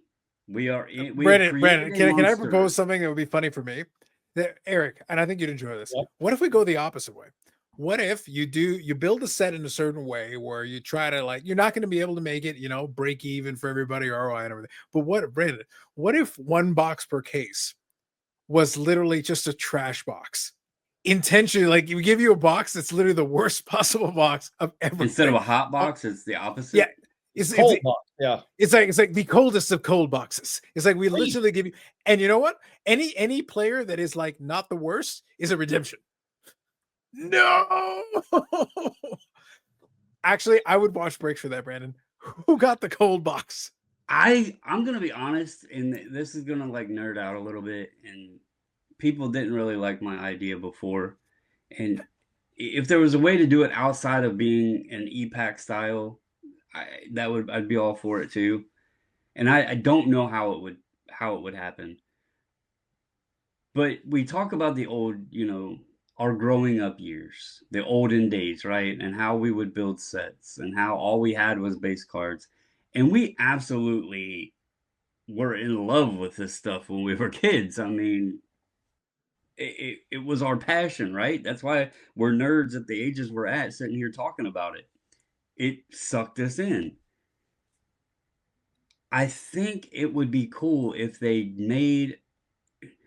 Upper Deck does it with the achievements on EPAC, where there is something to go for, there's something to collect, to accomplish, and then you get rewarded. Imagine if there was a way to do it for completing sets. It would actually change the concept of the base cards a bit. Now, I know in Topps flagship or other products that has a complete set option right on the floor, it wouldn't work. But if they actually did, like, say 50 cards out of the set were short prints, so it wasn't just a gimme and you actually had to chase it. But if you completed that set or a couple sets or whatever, and you could exchange it for a reward of some sort, I think that might get people excited a little bit of building sets again. I could be completely wrong. People will say it's trash, it's stupid, whatever, boring. But I think it could be fun. So Listen, at this point, we're looking at what is the most novel way of trying to add some. Eric, though, I got to be honest, I'm kind of in love with the idea of the cold box. Yeah, I know. I think it, it makes me so instead of happy. cold, it's coal. The coal Yeah, box. like it's straight trash. The They're worst. all the cards are bent. They got bent corners, creases. They're off centered to hell. It's the trash test runs of when they cut them and the sheet was all screwed up and yeah. And one of the packs is just filler cards, but it's like a lace with profanities from the Upper Deck employees. They're basically they're writing back angry comments at you. They're getting you back for all the comments they read on their Facebook page, Eric. Just anger coming backwards at you. I would assume there's a lot there. There may be some infinite rage. Some dare say infinite rage. Yeah, I think you're right. I think there might be some infinite rage. Eric, that'd be amazing. I would watch a break of that. I'd watch a break of that so hard. It'd be incredible. By the way, Brandon, though, giving your thought though, since the vintage folks like their old school. Brandon, what if we go old school? What if we release a set where the set is printed and everything, but there's like one or two cards that are stupidly short printed, but it's like the worst player in the set. Yeah, like literally the worst player in the set. There's only 50. Eric, you want to finish the set? There's only 50, and it's literally the worst player in the checklist. It's a gimmick, but it could be rewarding. I mean, it could be something. Like for baseball, make Bat Boy cards, and each team has a Bat Boy, and they're the short prints that you have to chase. It's not even a player; it's the Bat Boy. So what you're saying is that if we do Upper Deck, if we were going to create an Upper Deck set, we would have a normal Upper Deck set. All of it would be normal, except there would be card number 164. Yeah, would literally be Eric destroying a Bobby Orr stick, and that would be the super short print card. And everybody's like, "What the hell is this?" Somebody pulls it like, "What the hell is this?" It's like, dude, there's only 25 of those. You need to complete the set. Did not destroy. I thought they were the Zamboni drivers. The Zamboni drivers are super. The Zamboni drivers are double prints. You get a Zamboni driver in every pack. Every pack. But Eric destroying a Bobby Orr stick, that's super duper short print. Uber short print. I think it would be fun. I mean, but then you're gonna get, the flippers will want $1 billion because they'll pull it in a break, and that's where they all went, and you'd still have that portion of it too. So, but what if you get Jackson Merrill to autograph the Eric card? In which signature? Do we get the nice one, or I mean, it's funny how many different ways he signs his name. It's interesting. I can see it. Listen, maybe we could get Jackson Merrill to sign it George Washington in honor of Eric. Yeah. Thematically appropriate. Think about it. I did think he was president. That's what I'm saying. Eric, it all comes together. It has all come full circle. And that brings us to the end of another scintillating episode. Did we solve the hobby's problems, or did we create new ones that they didn't think of before? I'm not sure. Oh yeah, we definitely always causing. I think both. I think both. Yeah. Yeah, it's up to you to decide which half was which. You got to figure out. Also, we need to start taking a closer look at the back of those 66, 67, O-Pee-Chee cards, because they're only O-Pee-Chee. It's only O-Pee-Chee. Yeah. We got to find out if Waldo's back there. If Waldo's back there, it changes everything. It changes all the things. Could you imagine if we find out right back there somewhere, there could be Waldo. All I can see is Santa Claus. I guess it's one of those Rorschach tests. It's like you see what you want to see, and then we judge you based on what you see. It's like, what do you see back there? What do you think is back there? I don't know, man. So on that note, Eric, on that bombshell, is there anything is there anything that you feel that needs to be added here?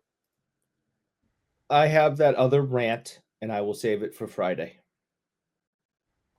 Excellent. That is what we call a tease in the business.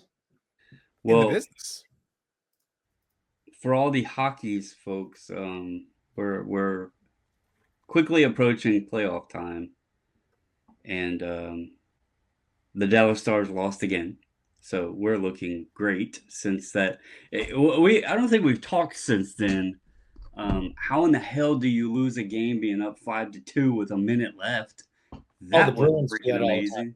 Well, it helps to put in it helps to have the backup goaltender in. Well, yes, the Smith was in, but still, I was like, "What the hell just happened?" But I don't think we've won since. So that's looking good going into the playoffs when you want to be hot. They are they're cold right now. They're cold right now. But yeah. Well, they gave up 4 goals in the third in the game today. They gave up 4 goals in the third. So not exactly great. Yeah, we dropped to third in the conference, so we lost our second place position. But tough times. Hey, listen, no better than the Bruins. Listen, the only thing I'm looking forward to, and I'll just leave it on this at the tail end. The only thing I'm trying to see is I would like to see if Ben can get one more goal, because next goal is 400th. Because he's right there. He's a 399. He needs one more goal for 400. Again, I've said it before. I collect Ben. He's one of a collection PCs that I have. He's never going to Hall of Fame. He's got to be. He's going to be right. What's that? He's got to be retiring at the end of this year, right? I doubt it. I got to be honest with you. Now, here's the thing though that might change this, and this will be the test. This is the last year of his current contract. He could very well, like, it's a situation where he could go to free agency, or he could sign the last deal, because at the rate he's getting paid right now, it makes no sense.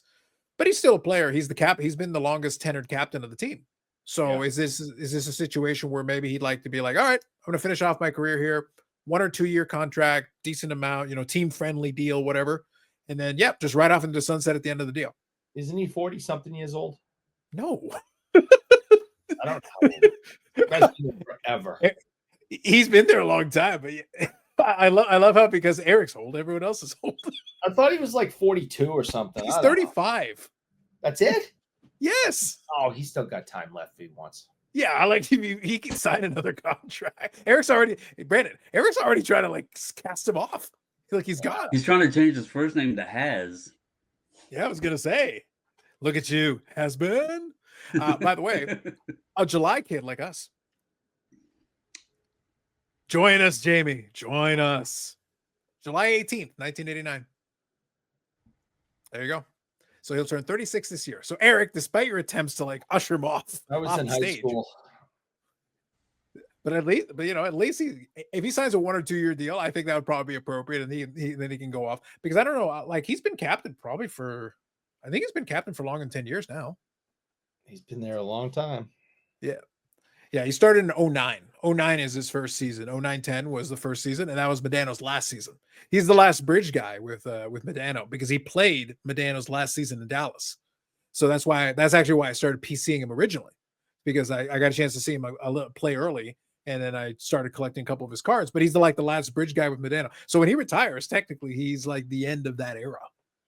for players that played with Modano on that franchise. So I would like to see him sign one more contract that kind of finishes him up. However he wants to do, as long as it's like a team-friendly deal, I see no harm in it. He can still play a little bit, but he's obviously not key. He's no Jason Robertson pump. Oh God, no. There are other players who need to carry the load, but he could be there to, like occasionally give possibly a dirty hit. Somebody's got to be there to do that. Someone's allegedly Still likes to fight. Out there, deliver the odd hit here and there, and it serves a purpose. Again, at the right price, why not? But that'd be nice. We'll see. All right, so that's it. So Eric Sanderson de Orr, you can check him out there on Instagram and send him hate mail. He loves it. It's literally what he lives for. You can talk to him about when George Washington was president. He can tell you all about it. It's very exciting. A lot of good stories. I remember. He and George were like this. Back in the day. Brandon, baubles and ball cards and 540 flips. 540 flips, although Brandon may have killed the 540 flips guy because he hasn't been seen in a while. So Excellent. Brandon may have brutally murdered him with an axe. Wonderful. Allegedly. It's possible. I hate that. I'm just saying. It's a theory. Like I said, the Santa Claus in the back of the Bobby Orr card might have been the one that helped Brandon murder him. That's why he's calling him out. Maybe. He's trying to lead us off the scent. Just throwing it out there. But I'll leave a link in the description to a couple of the one. If you're interested in the Jackson Merrill quotes, I'll leave a link in the red thread there. Just kind of an interesting one. I thought it was a fun prompt to kind of bring the infamous question about these young players and the autographs. And it's like, what's really their responsibility? What should be the responsibility? Again, I don't blame them. I wouldn't want to do it either, honestly, as it's not really worth it. Especially in the current day, especially if you're signing stickers. You really want to sit there and sign a big sheet of stickers? Like, is that really worth it to you? For a couple bucks? I wouldn't. And you also have to think, I'm pretty sure the pens that they use are very narrow. And you know how the thinner the writing utensil is and the longer you write with it, the more your damn fingers are cramping up. So something else to think about. Well, it's even worse if you literally have to be instructed how to hold one. It's like, what? This is the weirdest looking keyboard I've ever seen. Right. What am I supposed to do? What am I supposed to do with it? Eric, how? What? Why? Weird, man. Weird.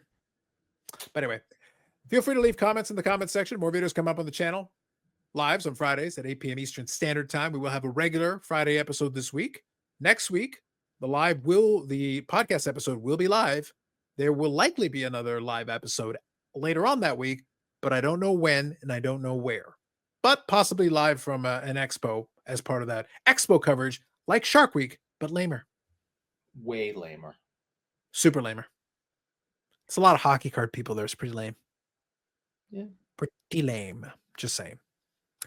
We did have some comments in the last episode. I apologize. We'll get to it on Friday. I'll make sure I read them on Friday. So we'll get into it. But that's it for all of us. We thank Brett Favre for looking over us as always. Praise the content gods. Have a good one. We'll catch you in the next one.